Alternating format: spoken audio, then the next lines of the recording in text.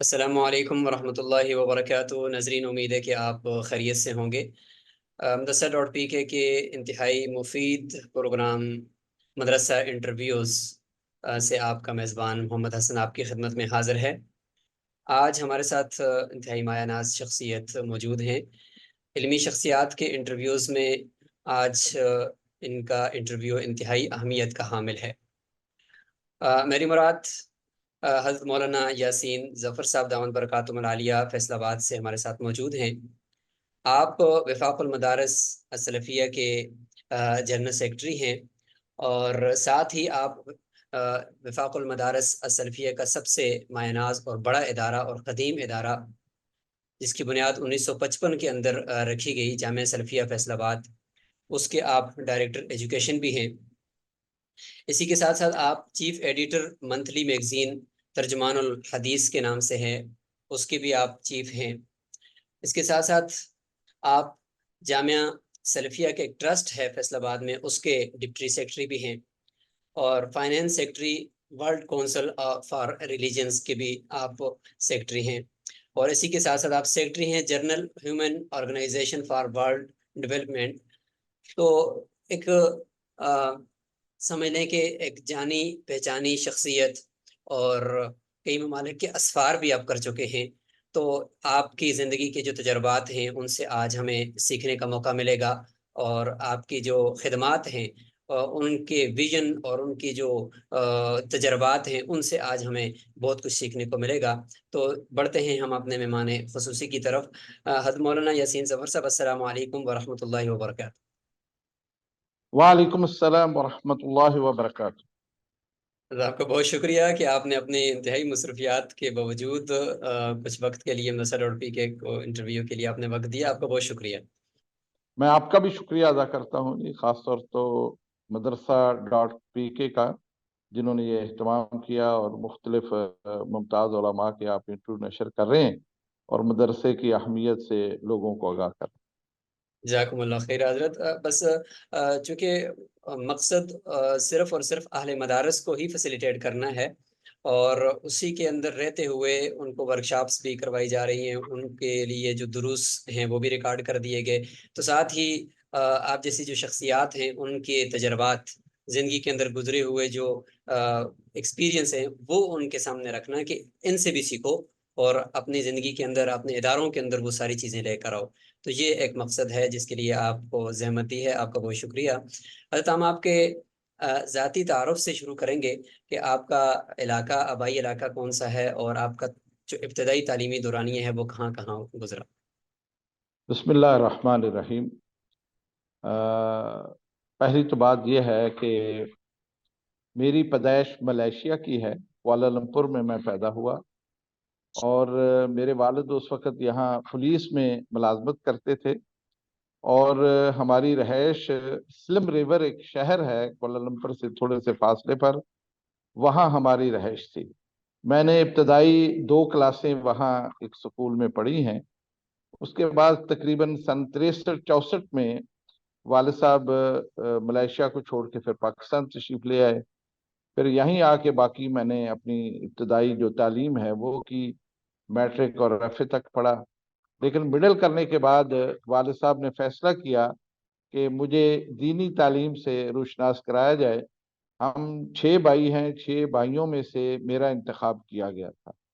تو میں نے پھر ایک ادارہ ہے مدرسہ دارالقرآن والحدیث فیصل آباد میں 5 ابتدائی سال میں نے وہاں پڑھے ہیں، اور اس کے بعد پھر میں جامعہ سلفیہ شفٹ ہو گیا، اور آخری 3 سال پھر میں نے یہاں پڑھے ہیں، اور 77 میں یہاں سے فارغ ہوا، اور 1 سال میں نے یہاں ہاؤس جاب کیا، اور سن 78 میں میرا مدینہ یونیورسٹی داخلہ ہوا، اور پھر وہاں پڑھنے کے لیے میں چلا گیا۔ 1982 میں جب میں وہاں سے فارغ ہوا تو جامعہ سلفیہ کے محتمم اور صدر جناب میاں فضل حق رحمہ اللہ، ان کے اصرار پر، ان کے اہتمام پر میں دوبارہ جامعہ سلفیہ میں بطور مدرس کے یہاں واپس آیا، اور پھر 2-3 سال کے بعد مجھے یہاں کی انتظامی ذمہ داریاں بھی سونپ دی گئیں۔ تو سن 85 سے اب تک میں یہاں بطور پرنسپل کے وہ کام کر رہا ہوں، اور الحمدللہ تدریس بھی ساتھ چل رہی ہے، اور اسی طرح پھر میری کوئی ذمہ داری وفاق المدارس میں بھی لگائی گئی، جو ابتدائی طور پر تو میں ان کے ہمراہ سارے کام کرتا رہا، لیکن پھر وقت گزرنے کے ساتھ کچھ نائب ناظم کے طور پر کام کیا، اور پھر ہمارے جو ناظم اعلیٰ تھے میاں نعیم الرحمن صاحب، ان کی رحلت کے بعد وفاق المدارس کے صدر جناب علامہ پروفیسر ساجد میر صاحب، انہوں نے پھر مجھے ناظم اعلیٰ نامزد کر دیا، اور اس کی توثیق پھر تمام مدارس نے کر دی۔ الحمدللہ، ماشاء اللہ جی، بہت شکریہ حضرت۔ مدینہ یونیورسٹی میں آپ کی کون سی ڈگری تھی، اور کیا آپ نے وہاں تعلیم حاصل کی؟ میں نے وہاں سے بی ایس کیا ہے فلسفہ اور تاریخ میں۔ اچھا، ماشاء اللہ۔ اور کتنے سال کا تھا یہ؟ تو اس دوران ویسے میں جی یہ 4 سال کا تھا وہاں۔ اس دوران میں جب یہاں پڑھتا تھا مدینہ منورہ میں، سن 80 میں پھر مصر چلا گیا تھا، جو گرمیوں کی تعطیلات ہوتی ہیں اس میں تقریباً وہاں پھر میں 2 ماہ رہا تھا، اور جامعۃ الازہر سے میں نے پھر عربی ریفریشر کورس اس کا اہتمام وہاں ہوتا ہے، وہ میں نے پھر ان رمضان کے مہینے میں وہاں کیا تھا، اور اس طرح سے سیر و سیاحت کے ساتھ ساتھ کچھ علمی استفادہ بھی وہاں میں نے کیا۔ پھر میں واپس آ گیا تھا، لیکن اس کے بعد بھی مجھے 2-3 دفعہ ازہر شریف جانا ہوا۔ وہاں سے میں نے ایک اور کورس بھی کیا جو 15 دن پر مشتمل تھا، جس میں مختلف علوم میں، جس میں تفسیر، حدیث، فلسفہ، تصوف، یہ تمام مضامین انہوں نے اس کا ایک ریفریشر کورس کروایا تھا۔ پاکستان سے تقریباً کو 10-12 علماء ہم اس میں شریک ہوئے تھے، تو یہ بی ڈپلوما انہوں نے اس کے بعد ہمیں جاری کیا تھا۔ تو یہ سلسلہ جو پڑھنے پڑھانے کا ہے یہ جاری ہے۔ اس کے علاوہ بھی میں نے اردن سے وہاں کی وزارت مذہبی امور کے تحت جو پیغام ہے ان کا رسالۃ العمان، اس پر ہم نے 15 دن کا ایک کورس کیا تھا، اور اسی طرح ہلال احمر اور ریڈ کراس کے تعاون سے لبنان میں ایک کورس ہوا تھا، جس میں جنگی قیدیوں اور جنگی زخمیوں کے بارے میں اسلام کا جو نقطہ نظر ہے اس کے اوپر ایک کورس تھا، وہ بھی میں نے کیا۔ الحمدللہ۔ اچھا، ماشاء اللہ حضرت، اس کے بعد پھر شادی کس دوران میں ہو گئی تھی؟ تدریس کو شروع کرنے کے بعد ہوئی یا دوران تعلیم ہو گئی تھی؟ جی سن 1983 نومبر میں میری شادی ہوئی ہے، تو اس وقت سے الحمدللہ بچے بھی ہیں۔ انشاءاللہ۔ یہ دوران ملازمت فراغت کے بعد میں نے وہ شادی۔ چلیں جی، ماشاء اللہ۔ حضرت، وفاق المدارس السلفیہ کے آپ ماشاء اللہ جنرل سیکرٹری ہیں، تو اس سے پہلے کہ میں اس طرف بڑھوں، میں جامعہ سلفیہ کا مختصر تعارف کہ 1955 کے اندر، جیسے میں نے ذکر کیا، اس کا ریکارڈ جو انٹرنیٹ پر دستیاب ہے اس سے پتہ چلتا ہے کہ اس کی بنیاد رکھی گئی، اور جو ان کے ابتدائی جو بانی تھے تو ان کے بھی نام وہاں پہ ذکر ہیں، جیسے کہ علامہ حضرت مولانا سید محمد داؤد غزنوی صاحب ہیں، اور اسی طریقے سے حضرت مولانا محمد اسماعیل سلفی صاحب ہیں۔ اس کے علاوہ رحمہم اللہ بڑی شخصیات ہیں۔ تو اس کی جو بنیاد رکھی، اس کے بعد جو ان کے متممین کا اور ایک پورا ایک سلسلہ ہے، تو اس کا ذرا تعارف کروا دیں اس ادارے کا، کہ اس میں کتنے شعبہ جات ہیں اور کس ترتیب کا طرز تعلیم ہے۔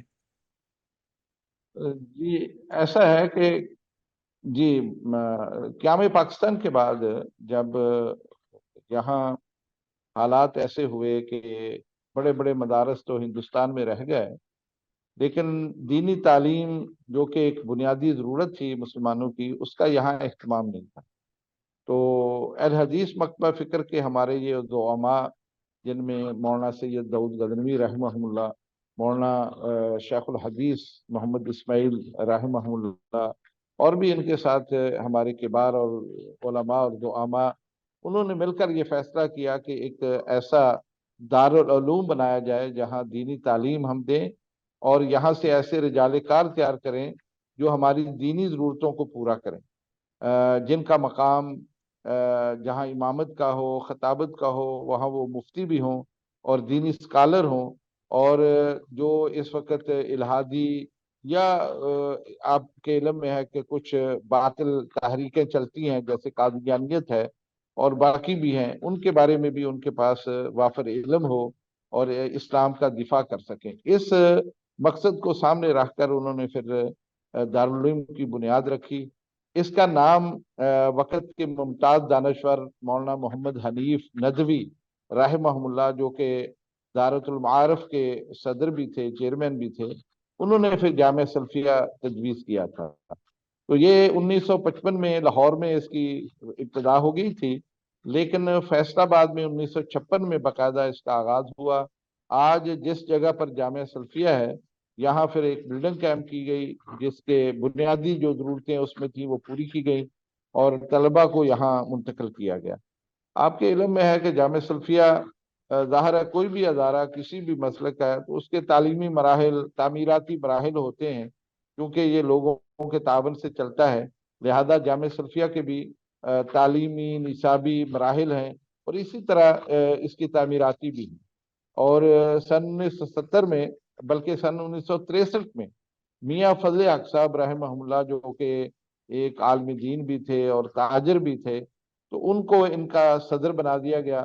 تو انہوں نے بڑی محنت کر کے اس کی بلڈنگ کو بھی سنوارا اور پھر 1970 میں ان کا جامعہ سلفیہ کا الحاق مدینہ یونیورسٹی سے کروایا۔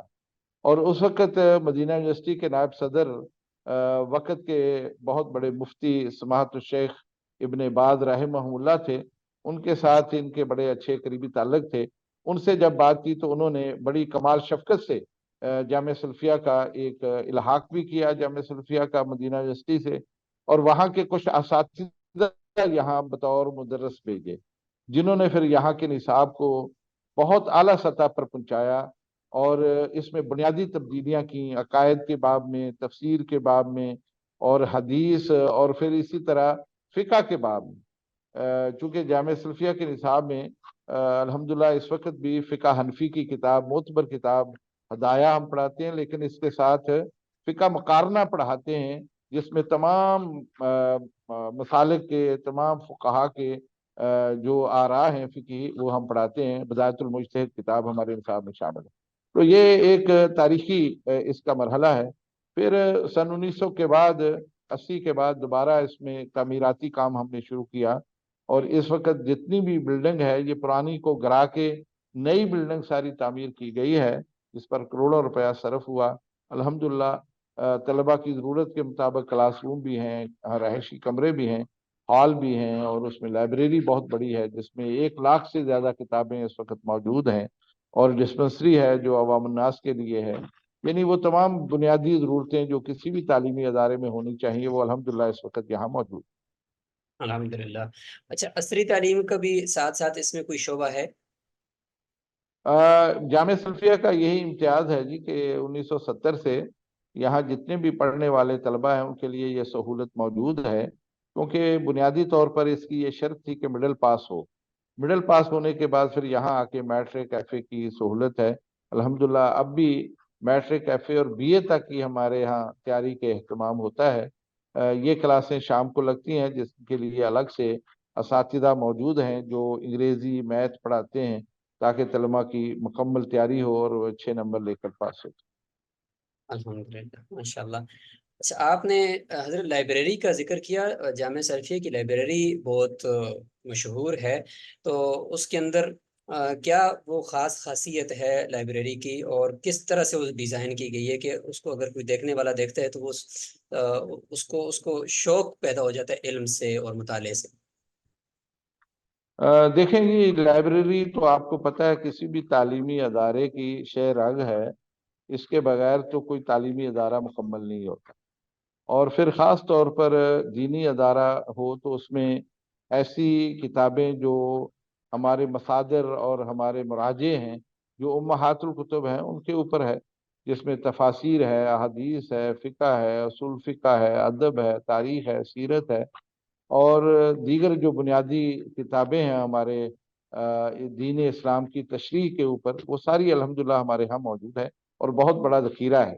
اور مختلف مکاتب فکر کی تفاسیر بھی ہیں، اور احادیث میں جو شروحات انہوں نے لکھی ہیں مختلف فقہا نے یا محدثین نے یا علماء نے، تو ہم نے ان کو بھی یہاں لائبریری میں جگہ دے رکھی ہے۔ اسی طرح فقہ کے باب میں بھی الحمدللہ ہمارے پاس تمام آئمہ کی جو فقہ ہے اس کا اہتمام موجود ہے، اور طلبہ کے لیے وہ اجازت ہوتی ہے کہ کوئی کون سی بھی چاہے کتاب وہ پڑھنا چاہے تو وہ وہاں سے لے سکتا ہے۔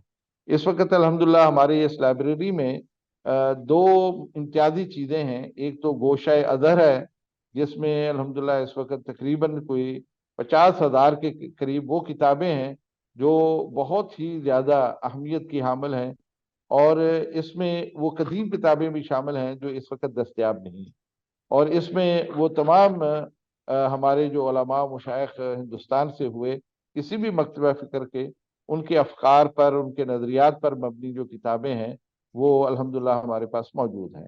اور اس میں خاص طور پر ان لوگوں کو ہم جگہ دیتے ہیں جو تحقیق کے مرحلے میں گزرتے ہیں، جیسے ایم فل کرنے والے، پی ایچ ڈی کرنے والے، وہ طلبہ ہوں یا طالبات ہوں، ہم ان کے لیے یہ دروازے کھولتے ہیں۔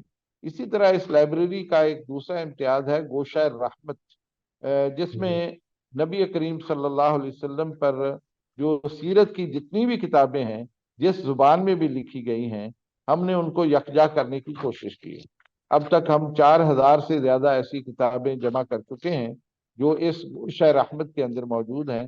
اسی طرح ہمارے پاس اس میں جو کمپیوٹر میں جو محفوظ ہے وہ بھی تقریباً 12,000 کے قریب ایسی کتابیں جو اردو، فارسی، انگریزی، عربی میں موجود ہیں، جو اس وقت دنیا میں دستیاب نہیں ہیں، لیکن ان میں ہم نے ان کو محفوظ کر کے اس طرح سے رکھا ہے۔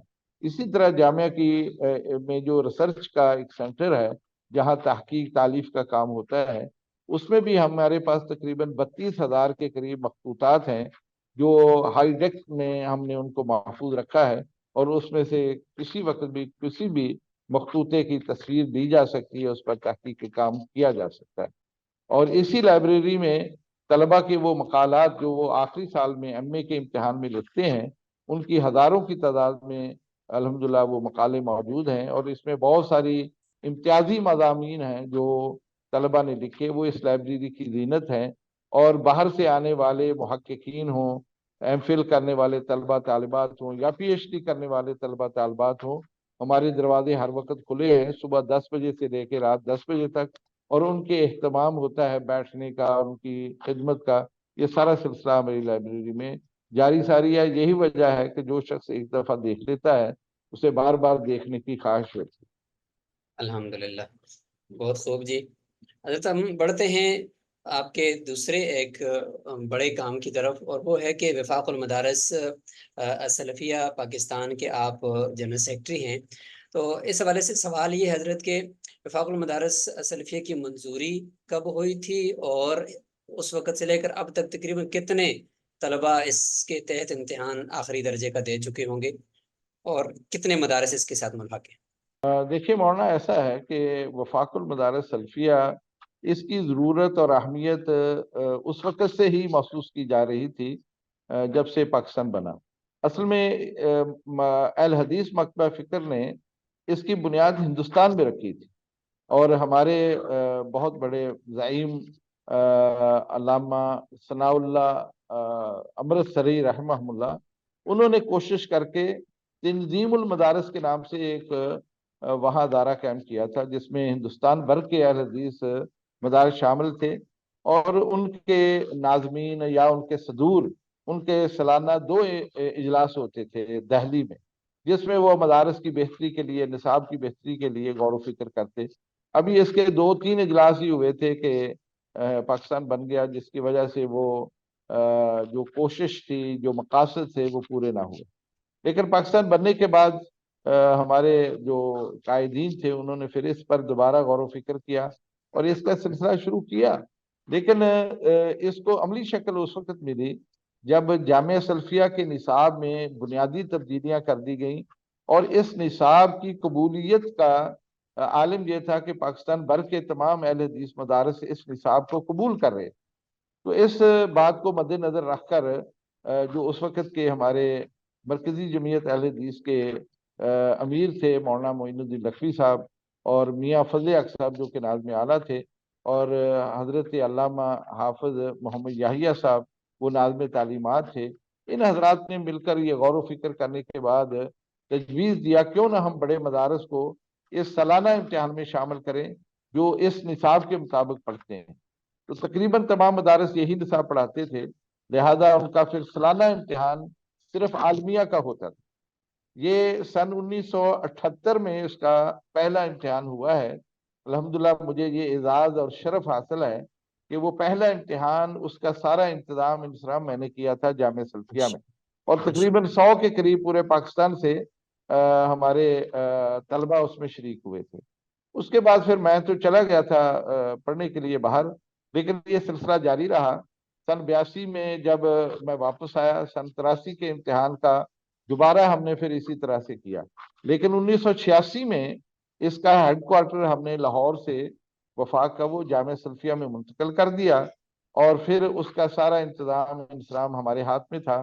تو اس کے نصاب میں بہتری کے لیے ہم باقاعدہ نصاب کمیٹی بنائی گئی، اور اس کا گاہے بگاہے ہر سال ہی تقریباً رمضان سے پہلے غور و فکر کے لیے اجلاس ہوتا، اور نئی کتابیں اگر شامل کرنی ہے تب بھی اس کا مسئلہ، اگر کوئی کتاب نکالنی ہے تب بھی اس کا مسئلہ وہی نصاب کمیٹی طے کرتی تھی۔ اور الحمدللہ آج بھی وہ کمیٹی موجود ہے، اور دن بدن اس نصاب کی بہتری الحمدللہ ہوئی ہے۔ اس کے امتیازات میں یہی ہے کہ یہاں فرقہ واریت نہیں ہے، اور بہت ہی اچھے اسلوب کے ساتھ تعصب سے خالی یہ تعلیم ہم طلبہ کو دیتے ہیں، اور اس نصاب کو دیکھ کر ہی انسان اندازہ کر سکتا ہے۔ تو بہت شکریہ۔ آپ نے لفظ بولا کہ فرقہ واریت اور تعصب سے یہ خالی ہے، کہ کیا دیکھتے ہیں آپ پاکستان میں کہ اگر اس طریقے سے علمی ادارے اگر اپنے اس پیغام کو عام کر لیں، تو یہ جو تھوڑا بہت اگر ہے بھی تو یہ چیزیں علمیت کی طرف آ کر جو اشتراک بن جائے تمام مکاتب فکر کا، صرف علمی اشتراک، جو مدرسہ ڈاٹ پی کے کی بھی ایک سوچ ہے، تو اس کو آپ کیسے دیکھتے ہیں؟ دیکھیں، جہاں تک فقہی اختلافات ہیں نا جی، یہ تو ہمارے پیدا کیے ہوئے نہیں ہیں۔ آپ جانتے ہیں صدیوں پہلے جب ائمہ فقہا موجود تھے، انہوں نے دین کی تشریح میں مختلف آراء دی تھی، بے اور شک۔ وہ آراء کسی نہ کسی مرحلے میں کوئی نہ کوئی مسلمان اس پر عمل بھی کر رہا ہے، وہ فقہ حنفی ہو، مالکی ہو، شافعی ہو، حنبلی ہو، یا امام ابن حزم کی خیالات ہوں، نظریات ہوں، کسی نہ کسی مرحلے میں دنیا میں اس پر عمل تو ہو رہا ہے۔ اس لیے ان چیزوں کو تو ہم بنیاد نہیں بناتے کہ یہ اختلافات ہیں۔ اختلاف کا سبب اس وقت خطرناک ہوتا ہے جب انسان اس اختلاف کو مخالفت کا ذریعہ بنا دے، ہوں اور مخالفت کرتے ہوئے تعصب، حسد، کینہ، بغض، اور پھر ایک دوسرے کی تنقیص کرنا، ایک دوسرے کی اہانت کرنا، ایک دوسرے پر تبرہ کرنا، یہ چیز جو ہے نا یہ بہت ہی تکلیف کا باعث بنتی ہے، جس کی ہمیشہ ہم نفی کرتے ہیں۔ میں سچی بات آپ کو عرض کروں، مجھے اس بات پر بڑے ہی، میں تحدیث نعمت کے طور پر ذکر کرتا ہوں، اللہ کی توفیق سے میں نے جامعہ سلفیہ میں بھی اس بات کا خصوصی اہتمام کر رکھا ہے کہ ہم طلبہ کے اندر یہ چیز پیدا نہیں ہونے دیں، بلکہ ان کے دل میں ہمیشہ تمام علماء کا، فقہاء کا، محدثین کا، جو اس دنیا سے گزر چکے ہیں، ان کا احترام پیدا کرتے ہیں، اور انہیں تاکید کرتے ہیں کہ ان کے نام لیتے ہوئے ہمیشہ احترام کے ساتھ لیں۔ یہ ہمارے مقدسات ہیں، اور یہ ہمارے محترم حضرات ہیں جنہوں نے دین کی آبیاری کی۔ آج دین جس حالت میں بھی ہمارے پاس ہے، یہ انہی کا مرہون منت ہے۔ اس لیے یہ تصور ہمیشہ ہم رکھتے ہیں، بلکہ میں تو جامعہ سلفیہ میں ہر سال ایک ہفتہ مناتا ہوں، بلکہ دو دو تین تین ہفتے مناتا ہوں، جس میں فقہاء کا ہفتہ بھی ہوتا ہے، محدثین کا ہوتا ہے، اور ماشاء موجودہ دور میں جو ہمارے زعماء ہیں ان کا ہفتہ ہوتا ہے۔ مقصد ان کا تعارف بھی، اور طلبہ کے دل میں ان کی عزت اور احترام کو بٹھانا بھی مقصود ہوتا ہے۔ الحمدللہ الحمدللہ، اللہ تعالیٰ آپ کی ساری کاوشوں کو قبول فرمائے جی۔ حضرت ہم پڑھتے ہیں آپ کے ایک دوسرے کام کی طرف، بلکہ اس سے پہلے اگر میں یہ سوال کروں کہ وفاق المدارس السلفیہ کے ساتھ ملحق کتنے ادارے ہوں گے، بنین بنات کے اگر شامل کریں تو؟ جی، ہمارے یہ آپ نے ایک سوال یہ بھی کیا تھا کہ اس کی منظوری کب ہوئی۔ جی یہ جی 1900 تقریباً 80 81 کے قریب ضیاء الحق اس وقت پاکستان کے صدر تھے، تو علماء کے ساتھ اس کا ایک خاص تعلق تھا، تو علماء کی جو ڈیمانڈ پر انہوں نے پھر تمام مسالک کی جو منتہی سندیں تھیں ان کو ایم اے اسلامیات اور ایم اے عربی کے مساوی قرار دے دی۔ تو اسی طرح باقی مسالک نے بھی کیا، اور ہم نے بھی جامعہ سلفیہ کی ڈگری کو سامنے رکھ کر ہی انہوں نے یہ کیا تھا، لیکن ہم نے اس کا فیصلہ یہ کیا کہ ہم صرف جامعہ سلفیہ تک اس کی جو افادات ہیں وہ نہیں رکھیں گے، ہم نے تمام مدارس کو اس میں شامل کیا۔ الحمدللہ ابتدائی طور پر تو تھوڑے تھے، لیکن اس وقت 1400 زیادہ مدارس جن میں طلبہ اور طالبات کے مدارس ہیں وہ اس وقت وفاق کے ساتھ ملحق ہیں، اور ان کے 4 امتحان ہوتے ہیں، جس میں عامہ ہے، خاصہ ہے، عالیہ اور عالمیہ ہے۔ اس کے ساتھ شعبہ تجوید و قرات ہے، اس کا الگ سے امتحان بھی ہوتا ہے، اور اس میں تقریباً سالانہ 40 سے 42 45 ہزار تک بچے اور بچیاں اس امتحانات کے تمام مراحل میں شریک ہوتے ہیں۔ حضرت یہ جامعہ سلفیہ ٹرسٹ کیا ہے؟ اس کا مختصر سا تعارف ہو۔ جی جی، وہ ایسا ہے، اصل میں ابتدائی طور پر تو جامعہ سلفیہ کمیٹی تھی جو اس کا انتظام انصرام چلاتی تھی، لیکن وقت گزرنے کے ساتھ اس میں تجدید کرنے کی ضرورت محسوس ہوئی، تو پھر جامعہ کے جو محتمم تھے اس وقت انہوں نے اس کو بہتر سمجھا کہ جامعہ کی زمین بھی، جامعہ کے اثاثے بھی وہ کسی ٹرسٹ کے ذمہ لگا دیے جائیں تاکہ وہ اس کی حفاظت بھی کریں اور اس کے انتظام انصرام کریں۔ لہذا یہ تقریباً 89 میں پھر جامعہ سلفیہ ٹرسٹ قائم کر دیا گیا، اور اس کے لیے ایک الگ سے 7 رکنی باڈی بن گئی، جس کے صدر، نائب صدر، ناظم، نائب ناظم اور ناظم مالیات کے علاوہ کچھ ممبران بھی اس میں شامل تھے۔ تو یہ سارا انتظام انصرام اب جامعہ سلفیہ ٹرسٹ کرتا ہے۔ تو وقت گزرنے کے ساتھ اس میں سے کچھ صدور فوت ہوئے، تو نئے صدر ان کی نامزدگی اور ان کا انتخاب ہوا۔ اب اس وقت بھی جامعہ سلفیہ ٹرسٹ کے صدر الحاج بشیر احمد صاحب ہیں، جو کہ بنیادی طور پر ایک صنعت کار و تاجر ہیں، لیکن جامعہ کی مجلس تاسیسی کے بھی وہ رکن ہے۔ جب جامعہ کی بنیاد رکھی اس وقت بھی وہ موجود تھے، تو بڑے ہی ایک دانا آدمی ہیں، اور اپنے آپ کو انہوں نے اس وقت جامعہ سلفیہ کے لیے وقف کر رکھا ہے، سارے کاموں کی نگرانی بھی کرتے ہیں، اور ان کا ایک بڑا اچھا رابطہ ہے۔ ماشاءاللہ حضرت، یہ سلفیہ جامعہ سلفیہ ٹرسٹ جو ہے یہ رفاع عامہ کے لیے بھی کام کر رہا ہے؟ جی بالکل، ٹرسٹ کا مقصد یہی ہوتا ہے۔ اب اس ٹرسٹ کے تحت خدمت خلق کے کئی پروگرام ہمارے چلتے ہیں، جن میں 2 پروگرام تو مسلسل ہیں، جن میں ایک ڈسپنسری ہے جو کہ بہت بڑی ہے اور ایک منی اسپتال کی شکل میں موجود ہے، جس میں بیڈ بھی لگے ہوئے ہیں، اور اس میں 2 ڈاکٹر بلکہ 3 ڈاکٹر ہمہ وقت رہتے ہیں۔ ایک مرد ہوتا ہے اور ایک خاتون لیڈی ڈاکٹر ہیں، اور آنکھوں کی ڈاکٹر بھی ہر روز تقریباً آ کے وقت دیتی ہے، اور یہ سارے والنٹیئر ہیں۔ الحمدللہ ہم تنخواہیں دیتے ہیں تھوڑی بہت، لیکن جو ان کا حق ہے وہ پورا نہیں کر سکتے۔ اس کے علاوہ ہم دعائی دیتے ہیں، اور روزانہ تقریباً 180 کے قریب مریض، یعنی اوسط کے اعتبار سے دیکھا جائے 180 کے قریب مریض روزانہ آ کے یہاں سے دعائیں لیتے ہیں، الحمدللہ ان کو شفا بھی ملتی ہے۔ اسی طرح آر او پلانٹ لگا ہے جامعہ سلفیہ میں، جو کہ پانی کو صاف کر کے اس میں منرل بھی شامل کرتا ہے، اور یہ پانی صبح و شام ہم عوام کے لیے کھولتے ہیں، یہاں سے آ کے لوگ اپنے برتنوں میں بھر کے لے جاتے ہیں، اور یہ سلسلہ ایک عرصے سے جاری ہے۔ الحمدللہ۔ حضرت یہ جنرل سیکرٹری ہیں آپ ورلڈ کونسل آف ریلیجنز کے، تو یہ WCR تنظیم کا مختصر تعارف بھی ہو جائے، اور آپ کی جو خدمات ہیں کب سے ایسا آپ نے اس ہے کو کہ جوائن کیا؟ WCR یہ ایک ورلڈ ریلیجنس تنظیم بنائی گئی تھی۔ یہ ہمارے زعماء ان میں میاں نعیم الرحمن صاحب جو اس وقت وفاق المدارس کے ناظم اعلیٰ تھے، اور اسی طرح قاری حنیف جلندری صاحب، اور اسی طرح جناب محترم مفتی منیب الرحمن صاحب اور دوسرے حضرات، یہ ایک سفر پر ناروے گئے تھے۔ تو وہاں پھر کچھ لوگوں نے مل کے، جس میں کرسچن بھی شامل ہو گئے، انہوں نے مل کر یہ تنظیم بنائی تھی کہ ہم پاکستان میں بین المذاہب ہم آہنگی پیدا کرنے کے لیے اس کو پلیٹ فارم بنائیں گے۔ لہذا جب سے یہ قائم ہوئی ہے آج تک یہ فعال ہے اور ماشاءاللہ کام کر رہے ہیں، اور مختلف سیکٹر پر جیسے گوجرا حادثہ ہوا ہم وہاں گئے تھے، اسی طرح اب بھی جو معاملات ایسے جڑاوالا میں ہوئے وہاں ہمارے ذمہ داران گئے تھے. تو جو ایک اختلافی فضا بنتی ہے اس پر کنٹرول کر کے لوگوں کو صحیح حقوق سے آگاہ کرنا، ان کے صحیح حالات سے آگاہ کرنے کی ہم ذمہ داری ادا کرتے ہیں. یہ اس کے اور بھی بہت سارے پروگرام ہوتے ہیں جس میں لوگوں کی تربیت ہے، شدت پسندی کے خلاف ہم بات کرتے ہیں، اور آئمہ خطبہ کی تربیت بھی کرتے ہیں. آخری میرا سوال ہے کہ یہ ترجمان الحدیث جو ماہنامہ ہے، تو یہ جامعہ سلفیہ سے کے اندر ہی اس کا سارا انتظام ہے، یہیں سے ہی یہ جاری ہوتا ہے؟ جی، ترجمان الحدیث اصل میں وقت کے ایک ممتاز خطیب اور سیاسی لیڈر اور مذہبی رہنما جناب علامہ احسان الہی ظہیر رحمہ اللہ، انہوں نے اصل میں اس کا آغاز کیا تھا، اور لاہور سے اس کا آغاز ہوا تھا.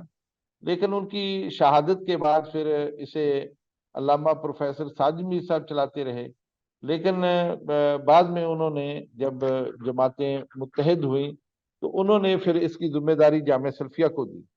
تو یہ تقریباً 1990 سے لے کے اب تک ہمارے پاس ہے. مختلف مراحل میں مختلف مدیر بھی اس کے رہے، جن میں شیخ الحدیث مولانا محمد عبدو صاحب بھی شامل ہیں. لیکن زیادہ عرصہ مجھے ہو گیا ہے. اس مجلے کو باقاعدہ ہم آڈٹ کرتے ہیں، اور اس میں مضامین ہم شائع کرتے ہیں، اور ان کی جلد بندی بھی کرواتے ہیں، اس پر خرچہ بھی ہم کرتے ہیں. تو الحمدللہ یہ بہت ہی ایک اچھا مجلہ ہے جو علمی حلقوں میں بڑا قابل قبول ہے. اس میں حالات حاضرہ بھی ہیں، علمی مضامین بھی ہیں، اداریے بھی ہیں، تجزیے بھی ہیں. یہ ساری چیزیں اس میں ہم شامل کرتے ہیں. اس کی کوئی ویب سائٹ بھی ہے جس کے اوپر یہ سافٹ شکل میں بھی موجود ہو؟ انشاءاللہ بہت ابھی سے، چونکہ پاکستان میں کاغذ کی مہنگائی کی وجہ سے اب اتنی بڑی تعداد میں ہم شائع نہیں کر سکتے. تو اس کی تعداد کم کر کے ہم ویب سائٹ پر انشاءاللہ اس کو شیئر کر دیا کریں گے. جو لوگ استفادہ کرنے چاہیں وہاں سے کر دیں گے. میرا خیال ہے انشاءاللہ 1-2 ہفتوں میں یہ کام مکمل ہو جائے. انشاءاللہ ہو جائے گا. جزاکم اللہ خیر. حضرت سوال آخر میں یہ ہے کہ آپ اہل مدارس کو بالخصوص تمام مکاتب فکر کے علماء کرام کو اپنا کیا پیغام دیں گے جو تشدد کو ختم کرنے، فرقہ واریت کو ختم کرنے کے حوالے سے جو آپ نے گفتگو فرمائی اسی کے تناظر میں؟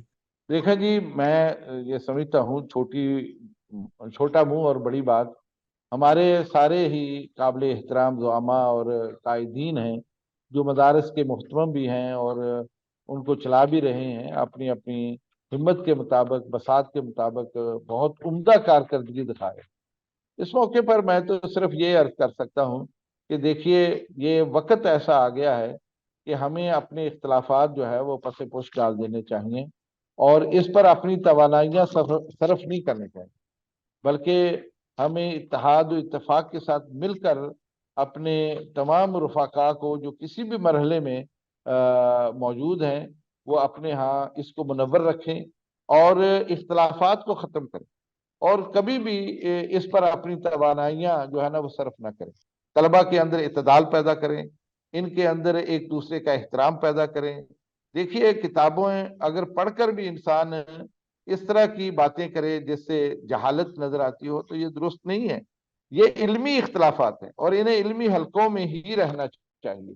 اس کا پبلک کے ساتھ کوئی تعلق نہیں. ہاں، اگر کوئی مسئلہ پوچھتا ہے تب بھی مسئلہ بتاتے ہوئے ہمیں احترام کے دائرے میں رہنا چاہیے. تو میرا تمام جتنے بھی ہمارے یہ محترم حضرات ہیں، ذمہ داران ہیں جو کی پوائنٹ پر بیٹھے ہیں، ان سے میری یہی گزارش ہوگی کہ اپنے طلبہ کے اندر جو ہے وہ اس شدت کو ختم کریں، اور کبھی بھی ان میں اختلاف کی بات اور اس طرح کی کوئی چنگاری پیدا نہ ہونے دیں جو بعد میں ہمارے لیے سنبھالنا مشکل. بہت بہت شکریہ آپ کا حضرت. آپ نے اختلافات کی بات کی کہ اس کو کسی نہ کسی طریقے سے، بلکہ اختلافات ہم وہ مراد لے رہے ہیں کہ جو مخالفت کی طرف لے جاتے ہیں، ورنہ علمی جو اختلاف ہوتا ہے وہ ایک حسن ہے، جیسے آپ نے ارشاد فرمایا. اور علمی اختلاف اس امت کا حسن ہے، اور یہ باقی بھی رہے گا، اور یہ شروع سے چلا آ رہا ہے، اور اس کے اندر بھی اللہ تعالیٰ کی بڑی حکمتیں پوشیدہ ہیں کہ تمام وہ رسول اللہ صلی اللہ علیہ وسلم کے جو فرامین تھے اس کے اوپر عمل ہو رہا ہے. ہر ایک اپنے اپنے ڈومین میں اپنی اپنی اجتہاد کے مطابق وہ اس پہ عمل کر رہا ہے. حضرت آپ کا بہت شکریہ کہ آپ نے اپنا قیمتی وقت دیا. ہم آپ کے بہت مشکور ہیں. جزاکم اللہ خیرہ. جزاک اللہ جی، آپ کا بھی جزاکم شکریہ اللہ. جی، بہت شکریہ. جزاکم اللہ. السلام السلام ورحمۃ علیکم اللہ. ورحمۃ اللہ وبرکاتہ.